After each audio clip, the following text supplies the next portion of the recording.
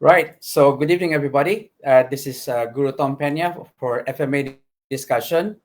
And tonight, for episode 284, we are going to have Brenna Colleen. Okay. Um, it's going to be an interesting discussion because Brenna basically have done a few FMA styles under her belt, and she also teaches Krav Maga. And at the same time, is also a school teacher teaching special ed students. So I'm gonna bring her up now. Are you ready, Brenna?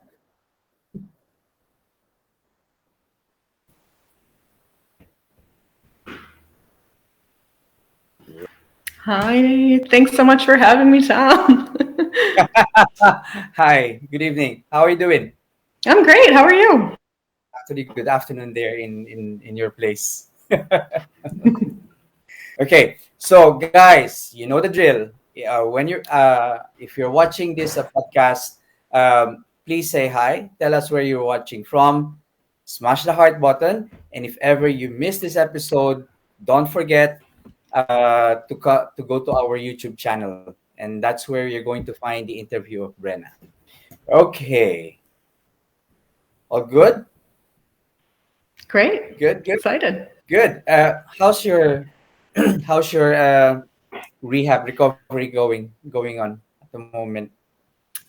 It's up and down. Progress is not always a straight line. So just to let everyone know, I had hip surgery about a week and a half ago. I was diagnosed with hip dysplasia, and every time I did a side kick or groundwork or anything, more intense with my body, it didn't react well. And so I'm grateful that there was a solution. And even though it feels like a setback, I'm excited to slowly work back up to where I was and come back even stronger. Yeah, that's the mindset. That's how it should be. That's how it should be. Yeah, I mean, think of it as just you're resting. Yes. It's a great reminder to slow down, smell the roses, breathe. Exactly. Live your life. Yes, exactly. Okay, so without further ado, we have quite a lot of things to discuss as far as your martial arts journey, especially your FMA journey. But I do understand that you actually didn't start FMA or martial arts until you were a teacher, right? Correct. Yeah. All right. So give us the Would you like lowdown to now. hear this? Would you like to hear the story? Of All course. right. Awesome. So yeah, I was teaching a middle school classroom, and we had a lockdown on campus, and so there was a shooter near campus. It didn't end up having anything to do with us, but we did need to cover, lock our doors, turn our lights off, and hide. And so while I was in the middle of that process in my dark classroom, looking at all my students who I cared about so much, kind of went through, like your brain is always cycling, what if. You don't know at the time, if it has anything to do with the school, if there is a threat on campus or not, until afterward. And I didn't know what I would do if someone who wanted to cause harm came into my classroom. And so I just realized that was not okay with me. I was not okay with not having a plan, not having any idea, like a skill set or knowledge on what to do. They train us on how to hide. They don't train us on how to fight. Mm-hmm. So I've also since then been really grateful to be a part of processes to help schools learn how to throw things if someone comes in the room or something like that, like give them something, right? Yeah. And so that's been really great experience after that. But anyway, so that night I signed up for what was advertised as a women's self-defense class, and it ended up being Jeet Kune Do and Kali. And I showed up and I've never stopped. never looked back. I just fell in love with it. I felt so empowered. I felt really strong. I still do. And it's been a journey ever since. And so while I was realizing all of these feelings that I was having about learning how to defend myself, I wanted other people to have that sense of confidence too. And so it became not enough for me to only learn how to protect myself. It became all about like sharing this with wider communities in various ways. And so now it's become like a later in life passion for me that I never expected. Wow, it must be a very powerful reason for you to start learning self-defense. Yeah. Coming from that situation of yours. And it's not just basically because uh, uh, basically you're not just looking after yourself, but your thought process is also about looking after other people, like basically the kids in your classroom. And Exactly. that's a very strong reason for you to start learning self-defense. Mm-hmm. Yeah. Yeah. Yeah, and Colleen has been a huge part of that. One of my gurus, Brenna King, always talks about how she used to keep like a meter stick in her classroom. Meter sticks are technically 3 inches longer than yardsticks. Did you know that? And she would tape several together so she could use that as needed if anyone came into her classroom. And I never will forget that. It's really brilliant. Yeah. What can you use? Like I have a stapler on my desk. I have a heavy tape dispenser. What can you use if you need to? What can you throw? So okay, so your first taste of FMA was through a women's self-defense class, right? How was it for you during that first night? And then from that training, when did you start like mixing with male practitioners? Yeah. So that was the only night that I went that was women only. I don't remember if it was like a once a month thing or something like that, but like I think I went back like the next day. I was just all in right from the start. And then I met a lot of wonderful people through the process. Joe Hicali, Ron Belisi, Amy Marie, just so many people that really, really like helped me fall in love with this. It was so exciting for them. I could see this like twinkle in their eyes, and it made me want to know more. I'm a teacher, right? I'm a lifelong learner. I want to like just hold all of this knowledge and like, I can't get enough of it, and also share everything that I've learned as well.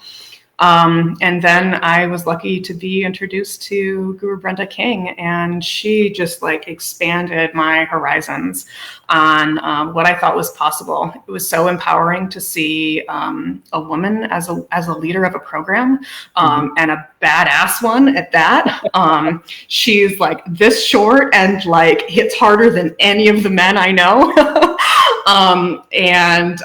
It was just so like impressive and just amazing to see somebody like doing just as good, if not better, than all of the men that have had like kind of a more straightforward path in martial arts. And so I was hooked. Yeah, for sure.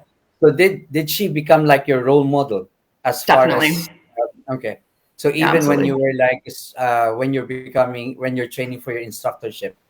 Yeah, I was like, I want to be like her. Yeah, absolutely. Every time. Yep. Every day I was like, what can I learn from her? If it's one little minor like hip movement or, she moves her head slightly one way or another, it was just always like, what can I absorb? Yeah.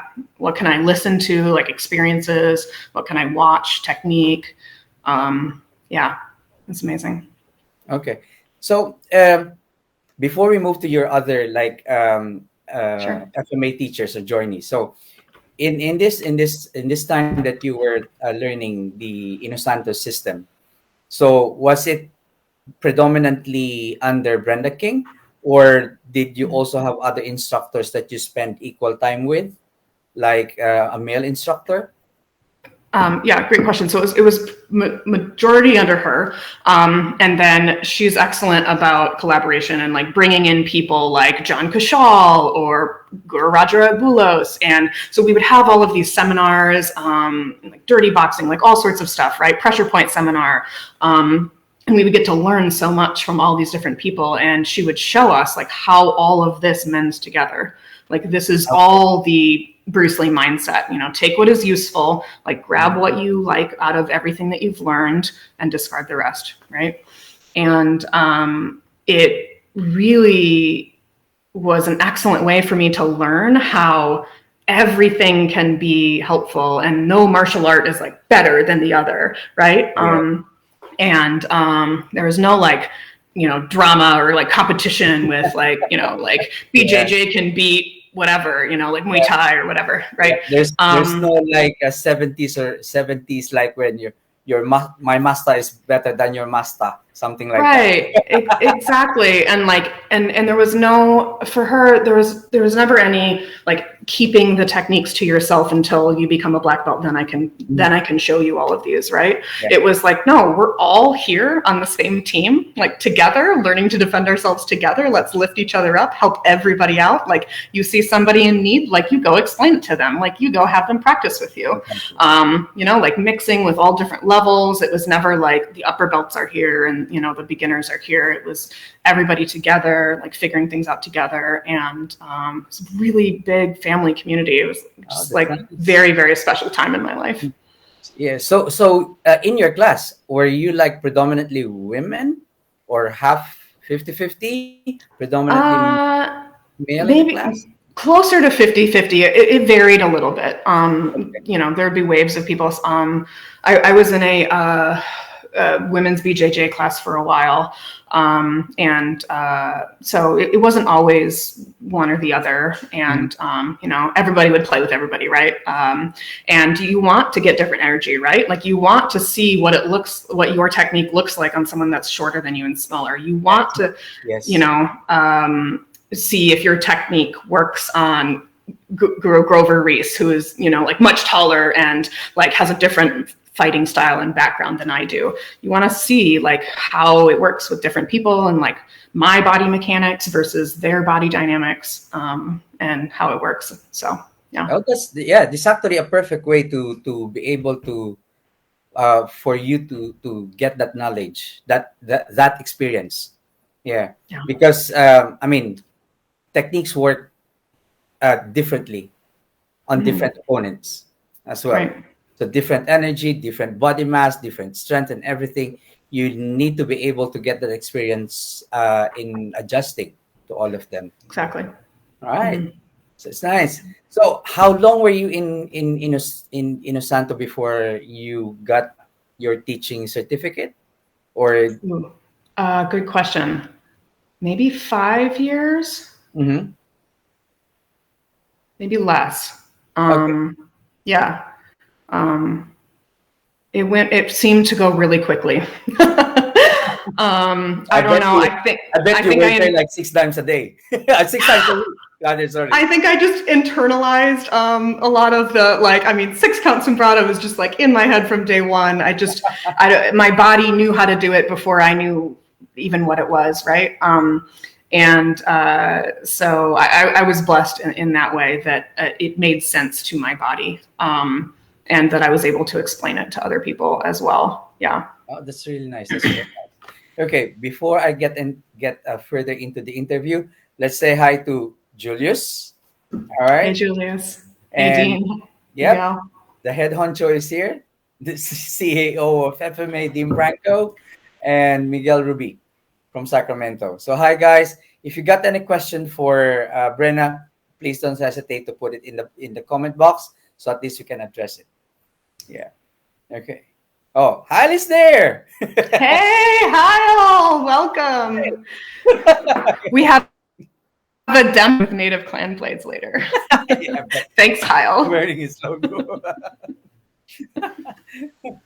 Okay, so earlier on you mentioned that through the collaborations of Brenna, that's when you met Guru Roger. Mm-hmm. That now basically segues you to Astiglameco. Is that correct? All right. Yeah. And actually, Hyle, who's in the chat right now, was a big player in that game. So we would train like every Friday after work and just get everything down really smooth, really clean. It's just like my favorite time of the week, just to like let go, all of the stress of teaching for the week, just gone. I could just like live and breathe and just, do something that felt really like natural and exciting for my body too, to learn a new technique and to feel very empowered by being able to potentially use it someday if I ever need to, which I hope I don't, in the real world. And Guru Roger, every session, every workshop we go to, every Saturday Zoom he does is incredible. We always get some nugget of gold from him, right? He's got these like amazing, really, I call them like sticky, like information, right? Yeah. He uses acronyms and to help you remember everything. And so he's really excellent at focusing exactly like what is functional. Yeah. And leaving the rest. Like do what works for your body, economy of motion. Don't waste any energy. Get in and get out. Really love it. Okay. Yeah, I mean, Guru Roger really approaches things like a coach, an athletic coach. So that's why he really tries to focus on individual strengths and weaknesses and how to be able to improve all those things. Okay. Dean has a question here. What can the FMA community do as a whole to make the art more appealing to females? That's a good question from Dean. Awesome. Thanks for the question, Dean.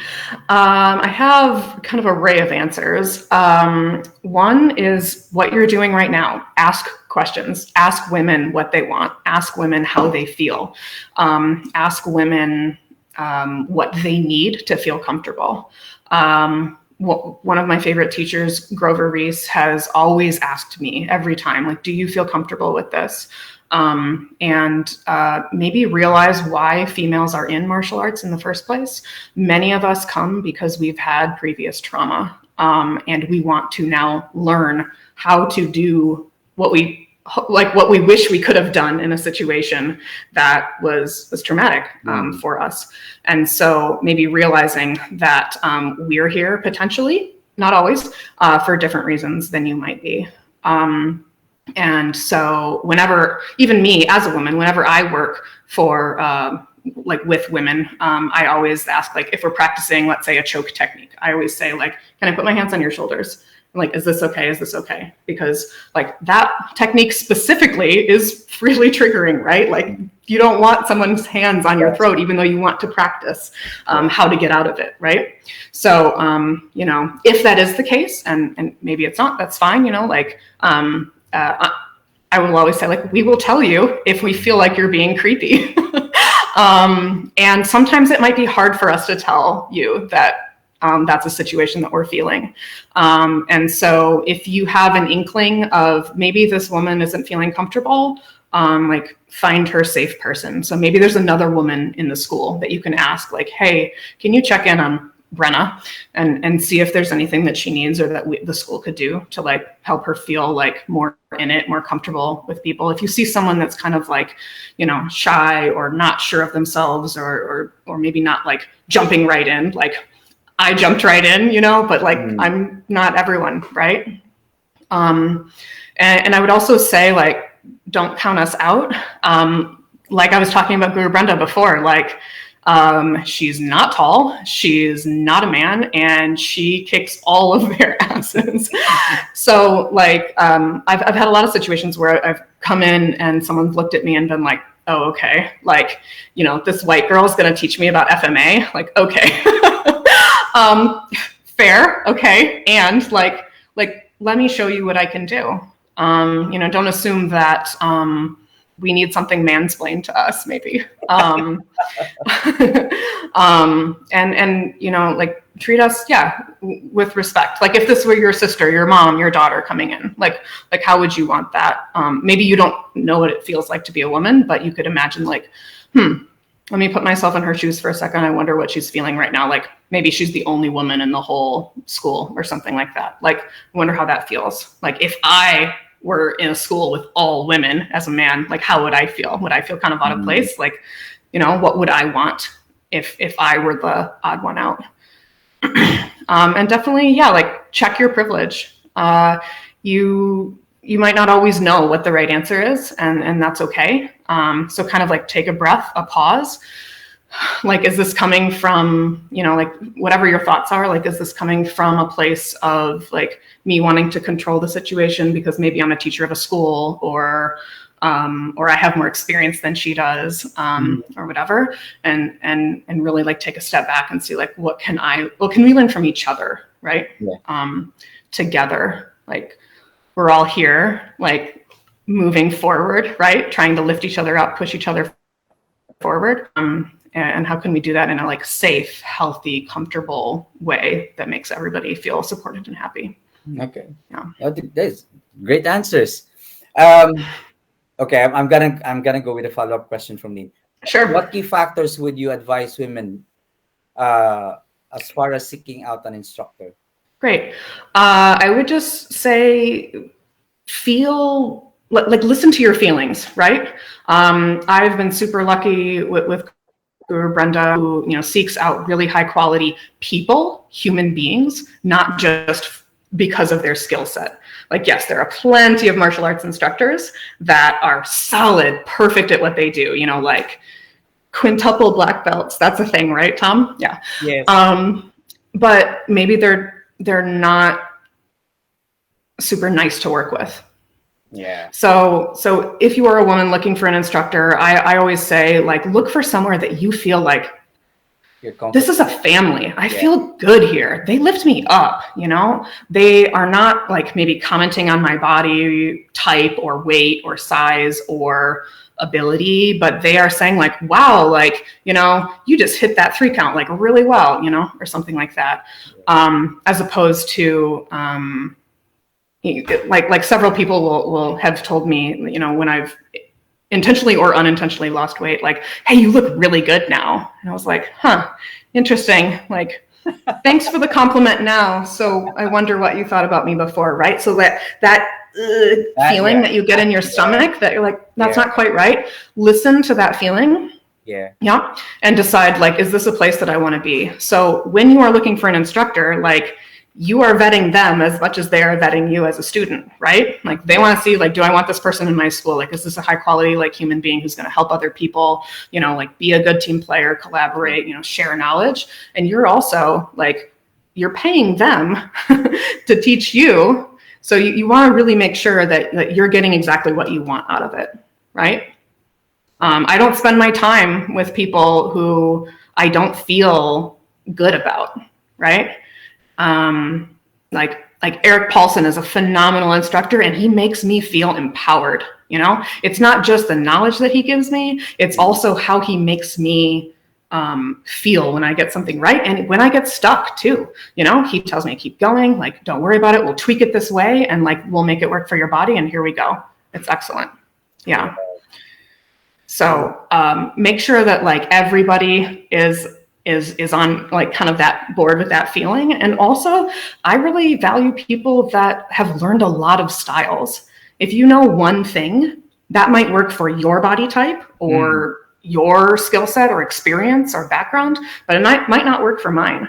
And so that's why, I like learning Wing Chun, and I like learning Hapkido, and like, I like grabbing a little bit of everything. And if my teacher knows those things too, they can say like, hey, actually, like, Silat might work a little bit better for you because of, the way your hips move or something like that. And so that's extremely helpful too. So they can sort of like open up your horizons to be able to learn a lot of different things that may work for you. Yeah. Actually, you've pointed out 2 important things when it comes to teaching. The first one is teaching is not just about being good or being great or having great skill sets. Teaching on its own is a different skill set than just basically performing skills. And you need to be able to adjust to what your student needs and wants as well, and be able to approach it in a way that you really help the student progress and be good, and feel good as well. So yeah, that's really nice. That's really nice. Guess who's calling me right now? All right, they say don't forget to mention. Roger, did I miss anything?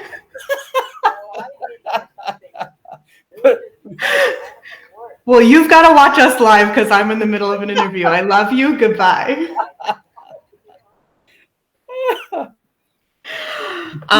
Yeah, you're totally right, Tom. So sorry about that really rude interruption. So what I was going to say to follow up with that is that, yeah, like men maybe, assumedly, I'm not one, but assumedly, are looking for an instructor that, will make them feel strong and like learn a lot of techniques and stuff like that. And like the women that I've noticed have looked for an instructor that makes them feel safe. It's a really big difference. Okay, you got a comment from Joseph Bates here. I think learning from many different instructors expand your horizons and gives you different tools so you could choose to add to your toolbox. I love that analogy. Exactly. Toolbox, excellent. Exactly correct, Joseph. Yeah. I mean, I did it as well. So whether I was learning martial arts or even dance, I always make it a point to learn from different instructors because it gives me more things to play with. And especially when I was already teaching, I'm not just thinking about myself. I'm thinking about my students. So if I learn from different instructors, I'll be able to help navigate my students as well according to their need. Yeah, and I love learning the exact same technique from multiple instructors as well. Like, wow, this person's energy is really different, or they really value like forward pressure versus this one really values the flow, like more of a chi sao flow. So that's been really fascinating for me to analyze all those little pieces and then have a student in front of me and say, okay, that's the technique, that's the version that you need. I'm gonna pull from this instructor that I remember from last year and like show you that way for your brain. Exactly that.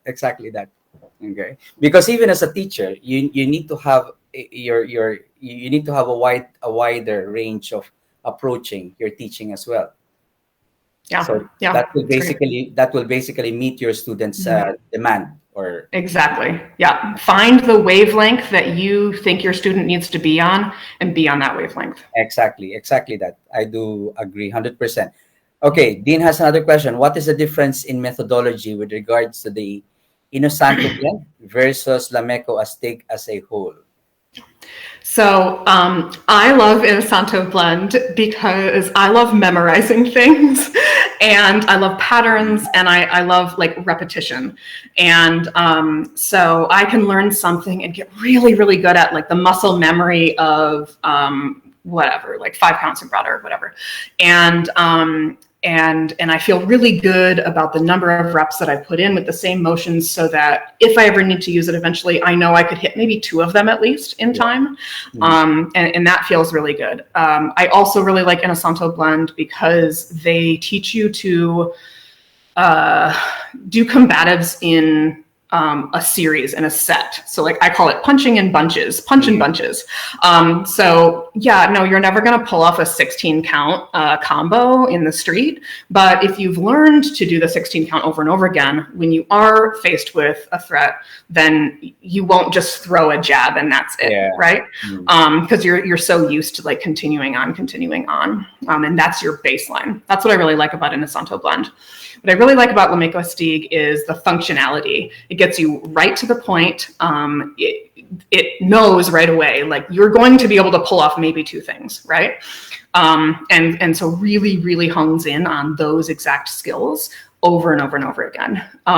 So while it's not like flowy and artsy, maybe like Inosanto is, it's very like ballistic and combative and to the point and exactly what you need in and out. And so I value like both of those things immensely. I think they work really well together, and I like having both under my belt and being able to practice and weave in and out of both. There's something that we do in both systems. Hubud, for instance, and it looks a little different. But because I already know it in one system, transferring my knowledge to the other system is super easy. And I know that like, okay, this is the way we do it here, and that's okay. It's okay to be different. And guess what? I just learned another way to do it. So how cool is that? Exactly. Oh, by the way, you're saying you're going to do a demo on Hubud, right? I am, yeah. Maybe this is the best time to do it. Is now the time? Yeah. All Yeah. right. We can do it now. Awesome. Thank you, Dean, for your comment. Yeah. Hey, Sam, are you ready? So while basically we All right, let me get my already over here. asked about the difference and methodology and everything, we might as well go for it. Sure.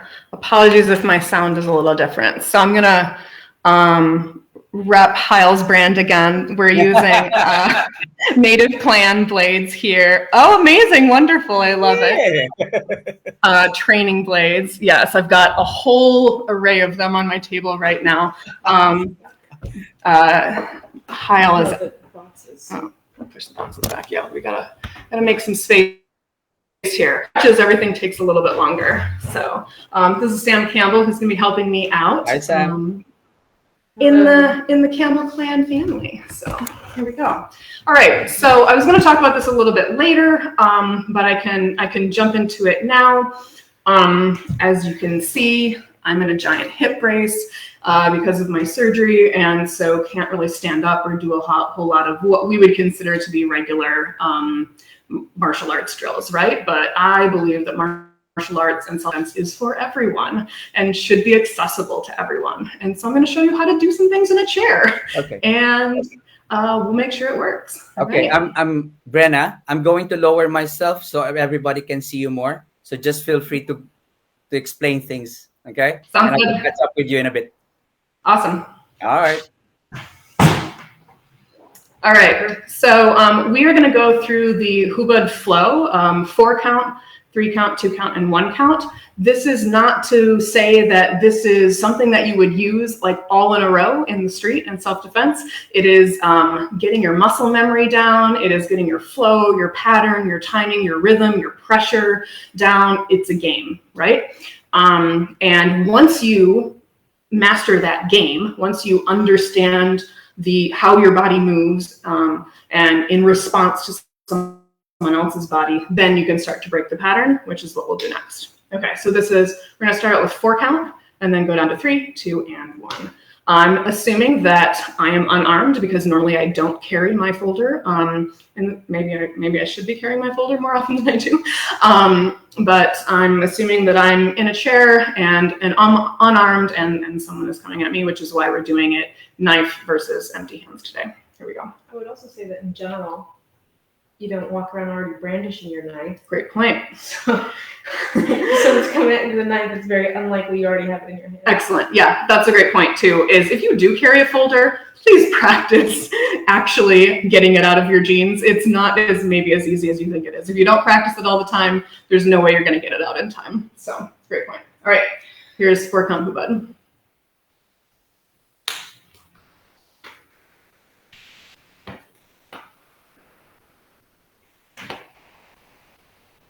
And we're going to move on to 3 count.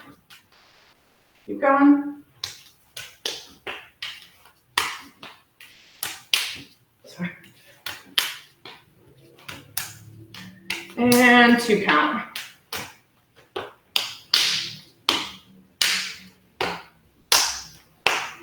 And there's a few versions of 1 count.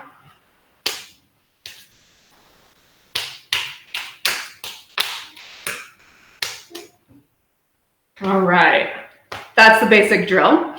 Now, of course, you don't have this many opportunities to disarm someone in the street or anything like that. You have to be ready to go right away. So now that you know that this is a pattern that your arms and your body is used to, then you can start to break the pattern and respond right away. So I'm assuming that I see this threat coming, meaning that I'm going to say, whoa, whoa, whoa, I don't want any problems. I'm verbalizing what I want. That reminds me to breathe in stressful situations when adrenaline is pumping. It also draws attention from other people around, and it gives a signal to my attacker what I'm intending. I'm not intending for a fight. This is the universal sign of fighting, right? I'm passive. I'm trying to de-escalate the situation verbally and with my body language, okay? So I'm assuming that I've already seen this threat and I have my hands up, because that's what I would do if I saw somebody coming, right? Okay. So, for instance, here's one thing that could happen. Okay, so super slow. I am blocking, but this is not just a block, it's also an attack, right? I am wrapping around. That is already a disarm. And I'm always going to give. I'm a super generous person year round, right? So I'm going to give something that is awful and attention getting to that person. I always like to go for soft targets. So eye gouge, eye flick, throat poke, anything like that is really going to get them to stop coming. Then I can disarm if need to, do another combative if need to, and be able to remove myself safely, call for help, whatever I need. Okay. There aren't a whole lot of people that do 5 count in the street. You don't see people walking around the street like this, right? Normally you would see somebody that's maybe going to like come up and give you an angle 5, like shank style. This is a potential for what that would look like. I already have my body mechanics that I'm working on, and here's a potential, right? Okay, so super slow. I'm turning my hips. Even in a chair, I can turn my hips. Even with a hip raise, I can turn my hips, right? So as you parry this away, what's going to happen? This is going to come back down at you, so be ready, right? So I'm riding it over and return to sender, okay? I never touched the knife. Sorry, officer, my fingerprints were not on the weapon. I don't know what you're talking about. I can go home safe. Another option, my favorite option, if you don't want to worry about all the disarms because they're complicated and what if you don't get your thumb in the right spot, my favorite disarm is hit them, okay? So for the first example, which would be an angle 1, hit, right? Once again, soft target, eye jab, throat poke, grab ears, hair, whatever you want. That's gonna, if I get my eyes jabbed, I don't know about you, but I'm like, oh gosh, like even if I get an eyelash in my eye, I'm like, I can't even handle what's going on, right? Okay, so it doesn't take a lot of force to do that. Anyone can do that. It doesn't matter your skill set, your size, just reach for something soft, right? Okay, so we're gonna do that speed.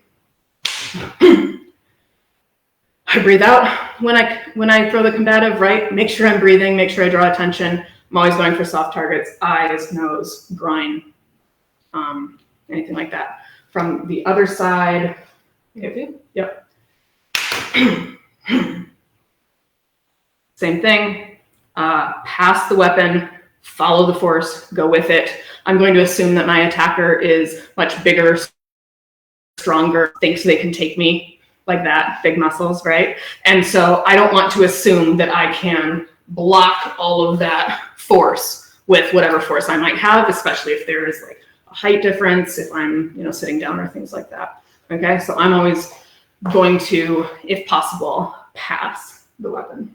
Anything you want to add? Awesome. Okay. Any questions that you have on the demo, we're happy to answer, or for other things as well. So there you go. Hoop it in the chair.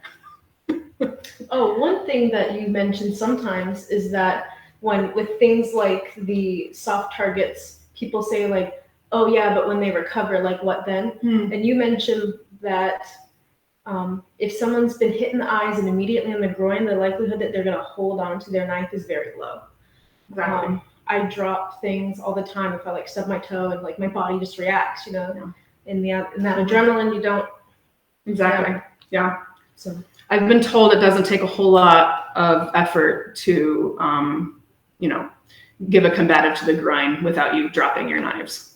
Not speaking from personal experience, but I've heard it sucks. I've done it. You've done it? Okay, great. Good to know. Personal experience here. There you have it. Everyone, it works. So, thank you so much. Of course. All right. Right. That was a great demo. I mean, you managed to bring Hubot from just a drill.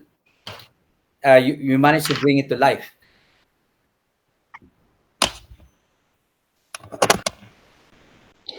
Yeah, I really enjoy that.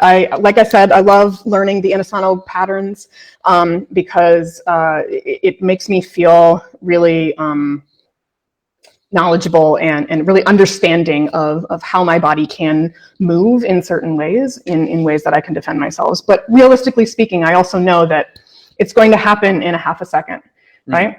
Of course. Typically, most fights are over in 3 to 5 seconds on the street, and so I'm not going to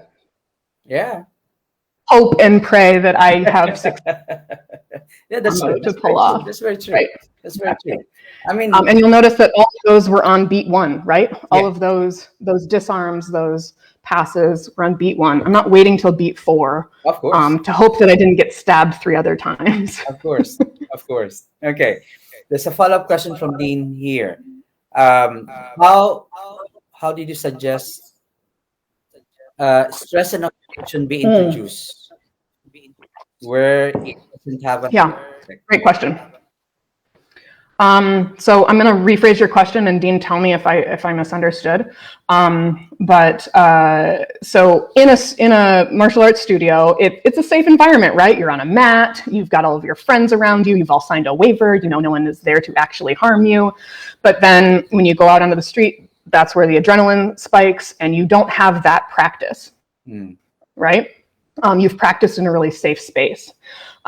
So one technique that was my favorite, that maybe it was 6 or so years ago that we practiced this was, we would shadow box or do something really, really high energy, like all out, like as hard as you can for 10 seconds, very short, right?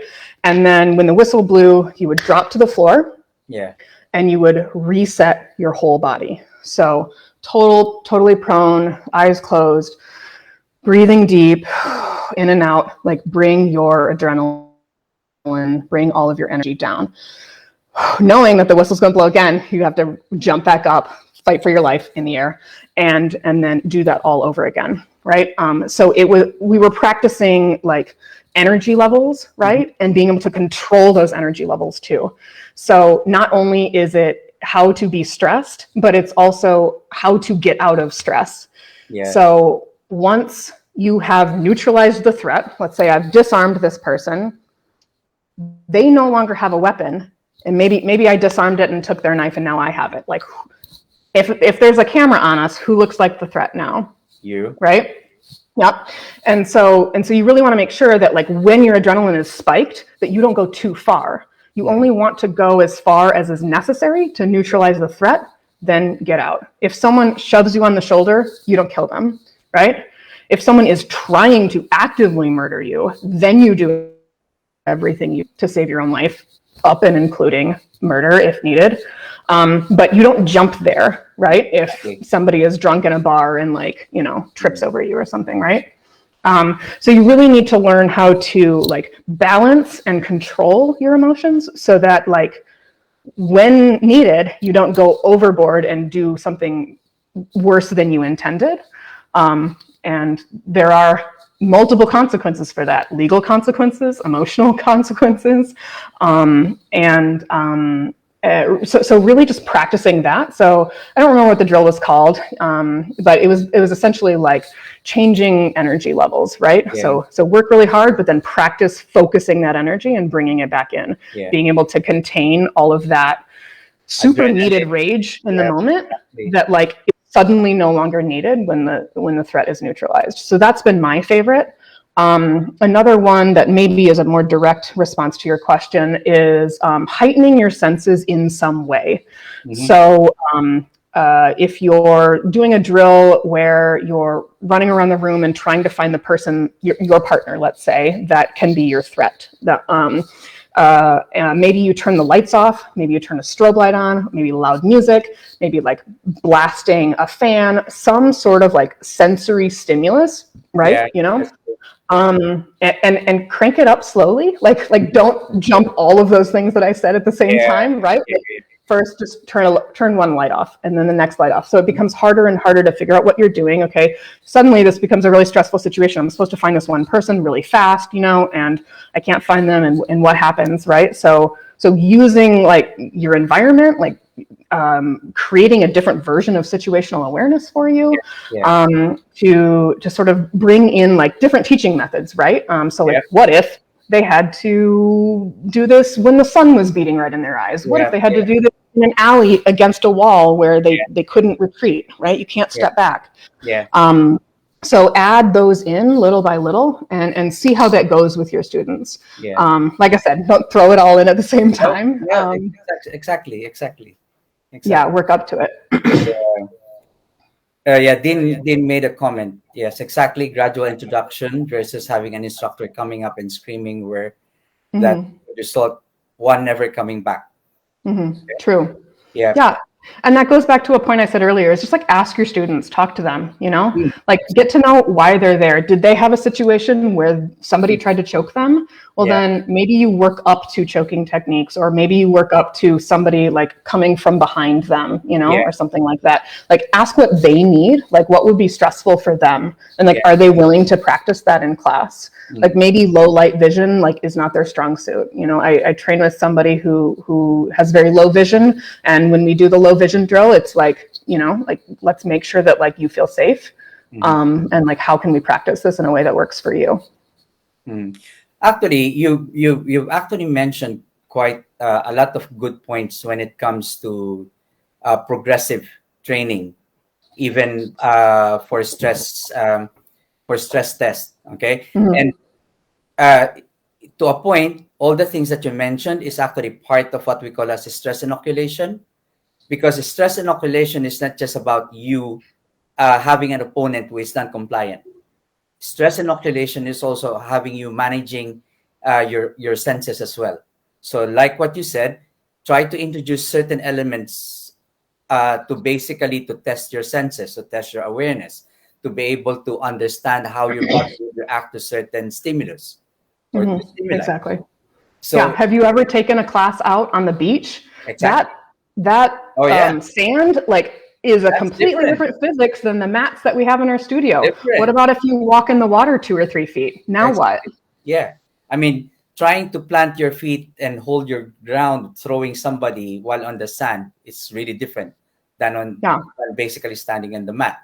Yeah. Mm-hmm. So yeah, and also like when you start like grappling on the beach, that's a that's a different that's a different sensation altogether. You got all the sand in your eyes and your breath and your nose and everything. So it's really different. So it's really important that you gradually introduce all those to your students. And yeah, in a way, step by step, you manage to basically get them inoculated on their Yeah. stress. Exactly. Yeah. Mm-hmm. All Yeah. right. Okay, yeah. Dean said, Brenna, thank you for your answers. Glad you came on. Have to go to teach. Thanks so much for your questions, Dean. They were great. Okay. Zimbo commented, the neutralize stress. Great point I Mm-hmm. learned today. Helpful exercise. Hello from PNG. Okay. Yeah. So, I mean, from your demonstration of hubod, okay, which is a very common skill or drill in martial arts, but you manage to bring life to it by explaining the different facets of how you can apply it, and basically how the different ways of how it would come out depending on the situation. It's always basically important for us, if, well, even in any martial arts, all the what ifs, Right. the nuances of the situation. Mm-hmm. Okay, Yeah. so I don't know if there are any more questions regarding that. Okay, let's move on. Okay, so we have already covered your training with the Santo blend, and we also covered your training with Roger. And just a note, as Julius said, this is the first time in an interview. It was disrupted by a call. I was like, do I dare send him to voicemail? Speaking of the devil, right? When Roger calls, you pick up. Yeah, exactly. Anyway, so from there, you also ventured, or you basically did some stuff with Eric Paulson as well with STX. Yeah. Yeah. Mm-hmm. Okay. So how was it for you? STX is a little. at the beginning, it felt like it was a little out of my wheelhouse. It felt like this is for big guys who can punch really hard and who can kind of like bully their way through situations. And that didn't feel like it was for me.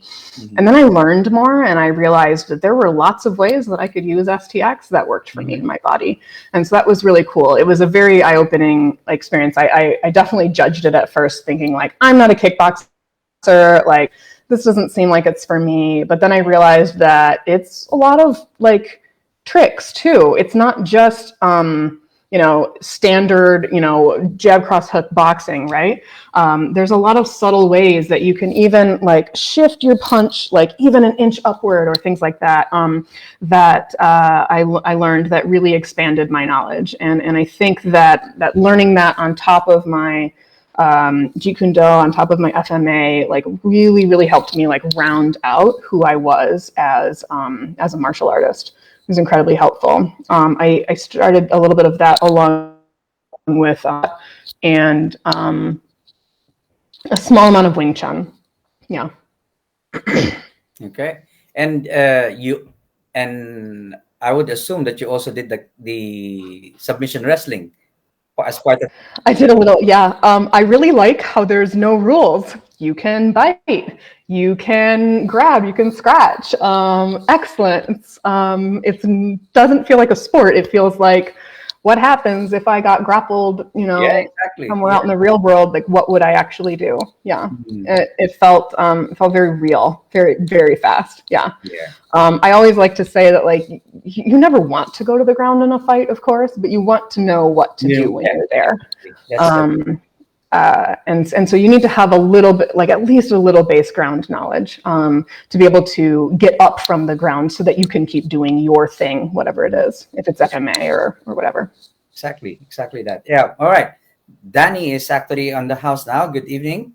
And he commented STX is excellent for any Kali person to add to their empty hand skills. Yeah, I do agree. Because even like Eric also being another of Danny Nosanto's student, he has that kind of approach that is really excellent in breaking down things and managing to basically to fit it to your to who you are. And he's super funny. for a fighter. I have a blast going to his seminars. Like, I'm never not smiling. Yeah, like I learn stuff too, but I have a great time. That's what it's about, isn't it? Having a great time. You're learning a lot of stuff. You're basically you're sweating it out, and at the same time you're having a great time. Yeah. Okay. So you got your STX, and then anything I've missed as far as FMA is concerned before we go to Krav Maga? I think we're ready to head there. Yeah. All right. Okay. So from FMA, you started also getting involved in Krav Maga. So how did this start? It started as like a summer fling. So as a teacher, I had extra time during the summer, and I wanted to learn something new. I just wanted to like expand my skill set, cross train. And I found this incredible school headed by Everest Pepper, who, once again, back to my comment about how to make women feel comfortable. Do what that guy does. He immediately felt like a family. He immediately made me feel special. He immediately made me feel like I wanted to be there. I wanted to learn from him. He's trained in a bunch of different things as well, and has a lot of random world experience. And I really felt very similar to his teachings. It's extremely functional. It's extremely realistic, and it felt like paring down all of what I knew before into 3 seconds of action. And so I really appreciated that. It also assumes that you're not armed, similar to the demo I just showed. And so we do weapons. We learn how to disarm a knife, how to disarm a handgun, a shotgun, a baseball bat. The three main weapons you would see on a street, right? A knife, gun, and a blunt force weapon, right?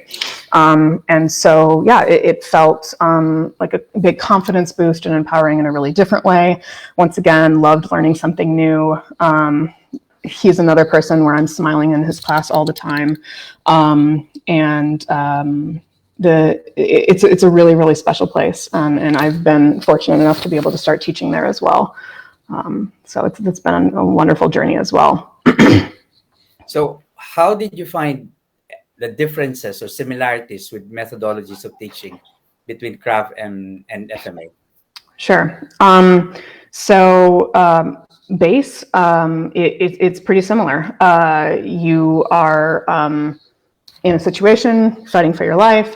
Where it starts to split is FMA tends to stay in the moment, right? Like you're going to do a 4 or 5 count follow up, whereas CRAV is kick him in the groin and leave, right?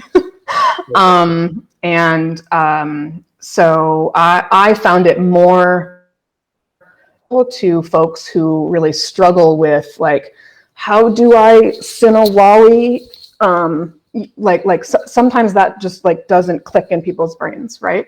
And so for folks who need something that's like easy and fast, that will get them out of a situation quickly, like I would recommend CRAV all day. It's not an art. It's not a martial art. It's a fighting system, right? And so it kind of depends on what you want. I like both for different reasons. And so they've really blended together well. I don't think I would do as well in CRAV and in Hapkido there as I have without my Lameko training, without my JKD Kali training. It really set understanding of body dynamics, understanding of how, like, what I can do with my body. It's been really helpful. So you have basically run some self-defense classes as well, right? Even for your students. So did you manage to blend both the FMA and CRAV approach in your seminar? And if you did, would you be able to tell us basically how you did it? Yeah, absolutely. So the FMA principles that I would bring in is like adding mass, right? If you don't currently have a weapon, find one. It doesn't matter if it's your phone. Pro tip, the corners of your phone are the hardest parts of your phone. So use that if you need to defend yourself. It can be anything that you have around your house, right? And so definitely teaching people that, like, you can grab things and, like, this is what it feels like to have an extension of your arm. Okay. So normally, like you might generally know how to palm strike or hammer fist or punch somebody, maybe, but having something extra at the end of your arm, like, may be super foreign and weird. And so, like, just practicing with, like, what does this feel like now? Even if I don't teach a whole, like, 6 count, just how to protect your wrists when you're doing that, and how to use your whole body, not just your arm, right? Like, this muscle is tiny compared to my glutes, my hamstrings, my thigh, like all of these bigger muscles in my body, and the full force of the twist of my body, it's like going to be way more impactful. And the CRAV techniques I've used are the basic, like, attention getting. So yell, shout, get attention to you if you're being harmed, and get out quickly, right? So make sure you check behind you before you walk out. Maybe your attacker has a friend who's behind you, right? If it's 5th graders, I would say, like, get to a safe adult, right? Like, who's your safe person? I've also taught seminars for adults as well, and say, like, okay, like, get to a safe place, get to a safe space, get to a, like, do you have access to your phone? Like, do you always have someone, like, on speed dial that you can call? Basic situational awareness, don't walk like this down the street, right? Like, a mobile zombie. People look for vulnerability, like, oh, that person's not paying attention, like, maybe I could pull something off on them, right? And be smart, protect yourself, like walk in pairs. Like if your friend is walking to the car by themselves, like walk them to their car. So just like learning how to be aware of the world and what might happen to you without sort of like scaring you into like the potential for like really bad things to come up. Yeah. Okay. So you got into Krav, and now you're basically when you approach like self-defense courses, you're blending both. Somewhere along the line, you also went into combat hapkido. How Yeah. how did you get into it? Another summer. So that yeah, actually, that went right along with Krav. It was at the same school, and so it was just another class that I took and found that I really, really loved. I always describe Krav as someone is attacking you in the street and trying to murder you. What do you do? Mm-hmm. Keto is your uncle at a party and like hanging all over you. What do you do? Like probably don't want to kill him, but like you do still want to like protect yourself and the people around you, right? And so maybe like a wrist lock is more appropriate than a groin strike, eye gouge, right? And so I think both are super useful. I think my FMA skills have helped me a little bit more in Hapkido actually. Because it's more subtle. Krav is very combative and ballistic and like fight like hell until you get out. And Hapkido is more like, how can I diffuse the situation without like the whole bar attacking me? Right? Like, do I need to, like carry this person out? One time there was a person in a bar who was like kind of all over us when I was at a bachelorette party, and I thumb locked him out of the door, and it was like, it was fine, like nobody else got hurt or annoyed or whatever, like, but he was no longer bothering us. Like a really ideal way to use that skill set. Yes, this is more about like controlling.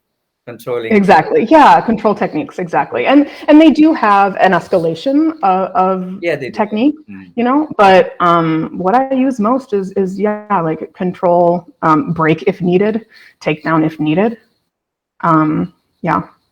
Ideally never have to use takeout.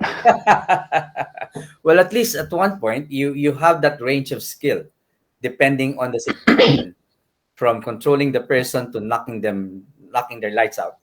Exactly. Mm-hmm. Hopefully. And the first step is always avoidance, right? Like don't be there. Yeah, that's like what if you can sway back, if you can take a step back, if you can move out to the side, like please do that first before putting your hands on someone else. Exactly. Ideally, you would just not be in harm's way. Yeah. But if you do find yourself there, then that's what the rest of this podcast is about. As much as you can, avoid it, de-escalate the situation. Yeah, don't get into the physical intervention side as much as you can, because otherwise things can really get very and ugly on that end. And I think that part of martial arts is really underplayed. That is the first self-defense technique I would ever use, is de-escalation, verbal de-escalation, physical de-escalation of like, whoa, I don't want to fight, or like physically removing myself, avoidance of being there, not putting myself in a situation that I might not have the ability to have as much situational awareness of. And I feel like it's more sexy to just jump right to the, like, let's beat the crap out of him, right? And so if you are teachers out there, like really, really every single class start with that technique, that concept, right? Of ideally you do nothing, right? And now if you have to, this is what we do, right? I think practicing even that, so like, okay, so all right, would you like to do a role play with me, Tom? All right, sure. Okay, so we're in a bar and I'm, somebody coming up to you, okay? Like, hey man, you looking at my girl? What would you say? No, actually, I'm just admiring your t-shirt, man. Excellent. Gold star. He didn't even know the role play was coming and he already passed the test. Excellent. Right? Like, so he did, thanks. Oh, you're looking, I do like my shirt. Yeah, thanks. Or like, I love the uniform. Actually, no, I'm not looking at, she looks like my sister or somebody I know, right? Exactly, So not escalating the situation with like, yeah, I was, right? Like, you know, getting in their face and doing this like I was like, spreading thing. so what? Yeah, I was, right? Like that's not de-escalation, right? No, Mhm. exactly. Practicing verbal role plays like that has like totally changed my mindset. I never thought of what I would say if somebody came up to me and said that. No. It's actually good because we do that as part of our self-defense course. We always get our students into role play. It's a good way for them to understand basically how unconsciously how they see situations and how they would handle it, and give them like another look at other ways as well in handling it. Yeah. Okay, so Tom Crisostomo, greetings from Maryland, and he said, "Love how you talk about center control and sense. Those are very important principles." Very true. Julius went, "If you have to, these are the steps of escalation." And decide what it means to if you have to. Like Yeah, your have to might be yeah, different from my have to. yeah, true. Think That's about how many options you have before you have to. exactly. That's awesome. What response on the escalation ladder training? Yeah. Yeah, I think it's really important that like the role playing when you do like a self defense course, because it makes people become aware of their initial reaction to certain things. So sometimes they're not aware of it. So it makes them become more aware and give them choices of what to do. Yeah, and like, what are your triggers? Like, Yeah, are you self-conscious about your hairline? Are you self-conscious about exactly. whatever, you Yeah, know? Like, and someone comments on your hair and then you go? yeah. I mean, in like for example, in mindfulness, we call that becoming aware, body awareness. Mhm. That is your body's trigger, your anxiety response to any kind of stress. So Exactly. it's a good way basically to understand that and to learn Yeah. what your triggers are. Yeah. Identify, like, is this a real threat? Exactly. Like, decide what you want to do about it. Like, swallow your pride. Like, yeah, whatever, I have feelings about my hairline. And then, like, is this worth it today? Like, absolutely not. Yeah. And then move forward in the like smart way. Exactly. Like, is this person actually a threat to me? Exactly. Okay. So, are there any more questions or comments from the audience about the topic self defense? If not, okay. I For those who weren't here at the beginning, um, Brenna is actually a full time teacher, and she actually teaches special ed. Okay. And how long have you been teaching special ed? 8 8 years? years. Is Mhm. That's how you started when you're teaching? Yeah. Okay. So, with your experience in teaching special uh, special ed, what are the things that you manage to bring into your teaching martial arts, FMA, self defense, and also what are the things that you brought into your journey? Great question. So in my special ed journey, I've learned that everybody needs something different. Even if two kids have the same diagnosis, they may need completely different things. And I see that a lot in martial arts. Even if the students that I'm teaching don't particularly have a disability, they still may learn differently. They may need to physically do the technique before they understand it versus just listening or seeing somebody do the technique. They may need to be physically walked through it. They may need to demo it for you and then like ask for feedback, right? Like, did I move my shoulders the right way and things like that. And so it's also taught me to listen and watch and observe a lot more and absorb what's happening in front of me and then decide like how I want to move forward, as opposed to, well, this is the way we teach it, and this is the way it's always been taught because of tradition or whatever, or this is how I learned it and I learned it really well, so you're going to learn it the same way. Like, absorb like what that person really needs. And like I said before, don't count anyone out, right? Like, they may seem like they are really struggling to get a technique, but like maybe once you explain it a certain way, or they're able to practice it with a different partner or get a different energy or something like that, something will click and they're able to do it. So I've really learned to have a growth mindset of I am not what I know. I'm not like I am not who I am because of what I've learned so far. I am who I am because of the potential I have to move forward. And if I can't get something today because it's just not clicking, that doesn't mean that that's not true for me tomorrow. Or if I tweak it, then I can move forward and learn it in a new way in the future. Yeah, those are actually important points that you've said. Mm-hmm. Yeah. I have one student who I work with one-on-one who has a significant disability, and that's what he needs. And when I can learn with him, like on his wavelength, like, hey, let's learn this together, like, he gets it every time. And maybe his fine motor skills aren't where some of the other students are, but we adapt and shift gears and figure out a way that works for him. Maybe punches aren't his strong suit. Maybe he's doing palm strikes, and that's okay. And it's so incredibly inspiring to watch those light bulbs go off, right? Of like, wow, definitely. The world has told me that like, this isn't for me, that I can't do this because I don't have the whatever stamina, muscle buildup, whatever, to do this. But wow, I was able to learn it in a different way than what the world was telling me I couldn't do. And look how awesome I am at this now. It's really, really special. And it's the best feeling in the world. Of course, it actually pays to be a teacher when those moments, special moments. Very true.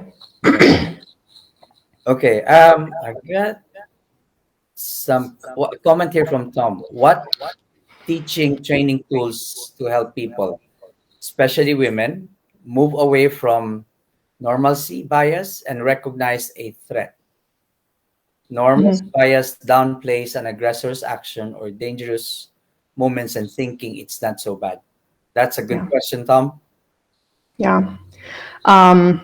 There's a lot in society that tells you like, oh, what this guy is doing to you, like, isn't so, like, at least you weren't raped or something that's more like intense. But really, really paying attention to those signals that I talked about before, that gut feeling inside you, like this feels icky, this feels off, is super, super important. So looking inside yourself, and really trusting your own gut, right? To say like, this isn't what I think should be happening right now.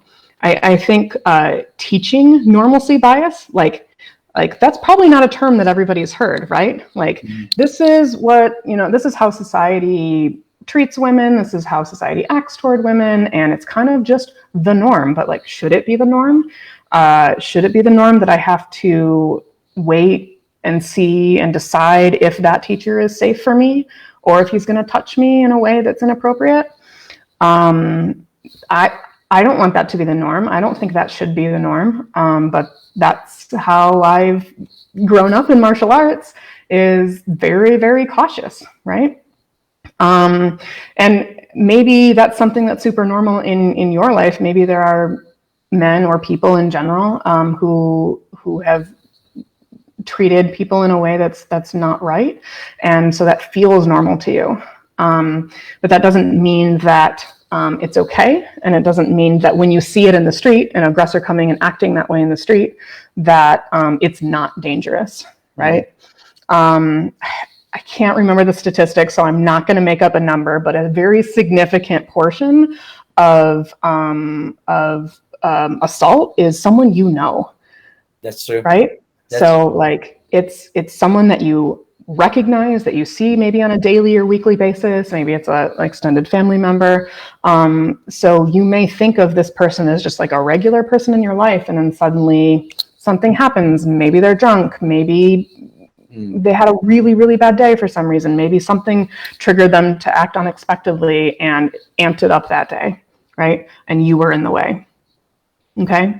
So I don't want the message that I'm giving people is to be paranoid and scared all the time. Like, that's not a way to live life, right? I do want the message to be aware, like look around, don't automatically trust. Like, sure, benefit of the doubt, that goes so far, but also really, really listen to your voice and what you feel on the inside, and pay attention. Because people do unexpected things, and I really want you to be ready. Yeah. And you don't want to be reacting at the last moment. You want to be like responding at an early stage. Otherwise, it's going to be too late. Yeah. Yeah. Okay. So Julius made a comment. Brenna Colleen showing her teacher colors. It's hard not to. Of course. They're out there. Yeah. Once a teacher, always a teacher by heart. Alvin, amen. People learn differently. Yeah. Okay. Then Julius again, them teaching tricks and technique. Oh, Guru Gagi is here. Great hearing Brenna share her insights and experience. Thank you. Okay. And Danny made a comment. As instructors, though, we teach in a class, we are teaching individuals. So we must learn to present information for all to learn. Right. Yeah. A lot of instructors teach. So here's the span of the instructional levels that you have in your classroom, right? A lot of instructors teach right to the middle, right? If I teach to the middle, like the beginners will pick it up and the advanced people will like get extra practice, right? So I really believe in teaching to the polar opposites, right? So teach a beginner skill, so the beginners feel really empowered and good and like, I learned something tonight, right? It's always good for the people in the middle to practice. The advanced people can help you out there, and then teach an advanced technique as well, right? So the beginners see, oh, wow, this is where I can get to, right? I don't need a black belt to learn this. I can learn this tonight, right? Like maybe I'm not ready for like how to defend against a shotgun right now, but I can learn what I use. I can use what I learned earlier tonight with stance or, my body movement or footwork or something like that to understand like how to at least get out of the way, even if I don't understand the like disarm itself. And it shows them like where they can reach to. Yeah. While having these advanced people learning how to like be like pre-instructors themselves. Exactly. And helping out other people, right? It's so good to have all of those people mixing together, right? Yeah. It like you're teaching empathy, right? Yeah. Like you're teaching the advanced people that like, remember when you were back here? Like, remember you had help. Everybody has help, right? And you're teaching the beginners that like, wow, like look where I can get, like that's amazing. They did so much work to get there, right? Okay. And then you're able to really reach everybody to what everybody needs, not just teaching to the middle and like hoping the beginners can pick it up and hoping the advanced people aren't bored. Yeah. That's very true actually. It's a great way to be able to especially for your senior students, for advanced people to go back to beginners mindset, be able to practice again the basics, and for them to be able to deepen their understanding of the basics by passing it on to others. Right. And what do you want for your senior instructors, really? Exactly. Like, don't you want them to be in your shoes? Exactly. Like someday, right? Yeah, exactly that. Exactly that.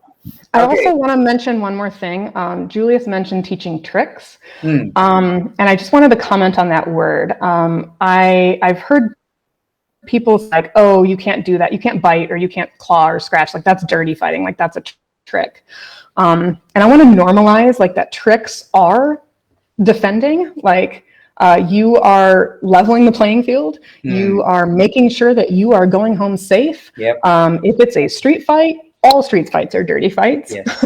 This is not a sport. Exactly. There are no rules. There's no buzzer that's going to go off. There's no ring, right? And so like tricks are the way to go. And I don't even call them tricks anymore because they're just my natural like base techniques.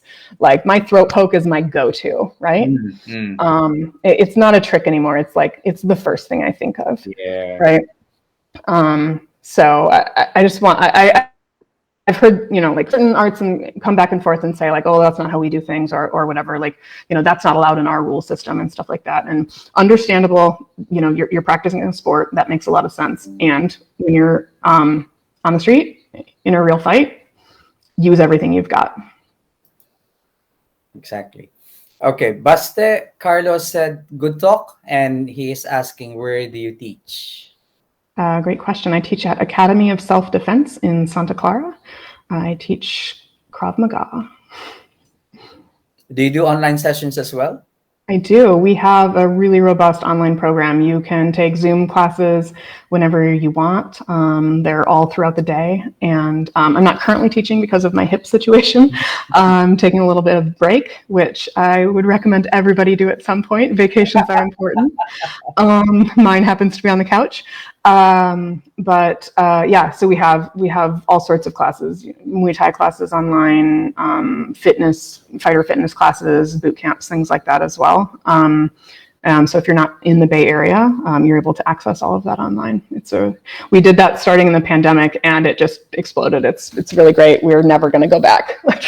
We're in person again as well, but we're doing both now. And so it's a really great way to, open up our horizons and get out this like super vital basic life skill of self-preservation out to anyone. Okay. So academyselfdefense.com. All right. If you can send me the link so I can post it as well. And Sure. If people are interested to learn from you, how do they contact you? Great. You probably all have my Facebook by now. My name is Brenna Franson, but on Facebook I'm Brenna Colleen. It's my middle name. But yeah, feel free to message me. Let me know where you heard of me, and we'll start a conversation. I'm always happy to reach out. Yeah. Good. Okay. So Danny has a follow-up comment. I want my senior students to be better than me as practitioners and instructors. Exactly. Don't we all? Yeah. Mm-hmm. Right. It's all about sharing, right? It's all about lifting others up. And if somebody can get that I taught from the start can get something off on me that I'm like surprised about, I'm like, awesome. I owe you dinner now. That's great. That's true. Okay. So guys, do you have any more questions for Brenna? I think we've covered quite everything that we want. We have. Yeah. We have 4 minutes left, everyone. So all right. Get it in now. The question's going. Okay. Maybe while they are waiting, what are advices that you actually can give to female practitioners, FMA or in general, martial arts and self-defense in general? Yeah. I would say find your people that you feel good with. Find your community, somebody, a group, school who's going to support you.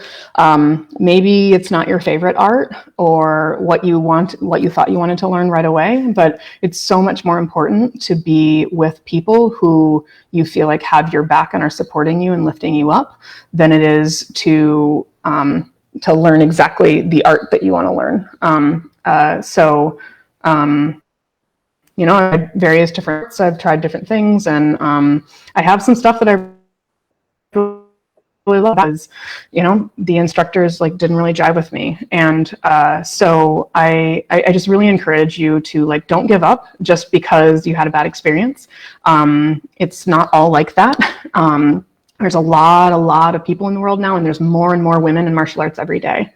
And so keep going. It's hard and it might take you a minute to find your groove, but there is a place for you somewhere in martial arts. Okay, now that's a great advice to the female practitioners. Now to the FMA community in general. Well, advice to everyone, huh? Yeah. My advice would be to allow yourself and actually celebrate when you evolve. Some schools may teach a very like traditional style, like this is how we've always taught it, and know that like the world is changing, and your FMA will blossom if you change with it. Like I taught this Huba demo today, and I said there aren't really a whole lot of people that like will give you angles 1 through 5 on the street, right? It's probably going to be like very fast angle 5 over and over again on the street, right? So like learn to evolve with that. Like this is what like is happening in the community. There are a lot of guns on the streets now. Like, are you teaching that in your schools? Depending on, I guess, what country you're in, fair enough. But just think about like what like your students need today in 2022 that might not have been what your instructor needed when they learned it, 40 years ago, or when you learned it. And so just like continue to just like take note of that. And like evolution is beautiful and necessary and happens, and really, really flow with it. And it's still FMA. Just because you may change the techniques or add something that maybe your instructor didn't teach you, it doesn't mean that it's not FMA. It means that you're all growing together, and that's a really, really important, crucial, vital thing, I think, for martial arts to continue. Good points. Good points. Okay, we don't have a lot of minutes left. I'm just basically going to look at some of the remaining comments. Okay, Danny said, good conversation. Thank you, FMA discussion, and all the best to everyone. Cheers, Danny. Very welcome. Antoken, this is Paul. Unfortunately, I am at work, but I will rewatch, and maybe later if I can send a question. Yeah, you can send it directly to Brenna, Paul, if you want to. Would love to enhance my teaching. Emmanuel Hart, nice angle to the art. Thank you. Very welcome. Okay, so I think that wraps up everything now. Yeah, I just kind of want to close with like an appreciation to everyone who's come before me. Like, obviously, thank you, Tom, and FMA Discussion for having me here. But I really want to name that I did not learn any of this alone. Right? All of my instructors who like are a huge list of instructors, but notably Guru Brenda King, Hyle Campbell, Grover Reese, Everest Pepper, Guru Roger Agulos, so many more, like, have been so instrumental to me, like, understanding even a base knowledge of this to be able to be here today. I'm super, super grateful for everything that I've learned from them, and will continue to soak up as much knowledge as I can. But that would be, I guess, another piece of advice that I would have for the FMA community is, like, thank your elders. Like, you are here today because of them, and because of their passion for sharing this with you, and their hope that you will be also passionate and share it with others in the world too. So thank you. Wow. Well, in behalf of the admins and moderators of FMA Discussion, and of course the FMA Discussion community, we would like to thank you very much for coming on as our guest in the show. Thank you so much. It's great to be here. Yeah, it was great to have you and to share us basically your wisdom and your journey in FMA. It's been great. Thank you so much. Thank you so much. Thank you so much. So again, guys, thank you for watching and posting your comments and discussing, getting involved with our discussion. If you missed the whole discussion, again, it will be posted by Dean later on in our YouTube channel. And if you haven't subscribed to it, please subscribe, because any monetary gain that we get from the YouTube channel, we actually donate it to charities. So please help us to help all these charities as well. Okay, so I mean, again, thank you very much, Brenna. Have a nice day. Enjoy the rest of your Tuesday. You too. I almost said Tuesday. Okay. Bye, everyone. Bye. Right. Thank you very much, everybody. So I think it's in 30 minutes time, Dean is going to have Danny Terrell, and Tuhan Bill McGrath for their test run for the PTK theme episode. So stay tuned. Again, this is Guru Tom Pena. Thank you for watching, and I'll see you, I think, this weekend for another FMA discussion episode. Okay? Enjoy the rest of the day.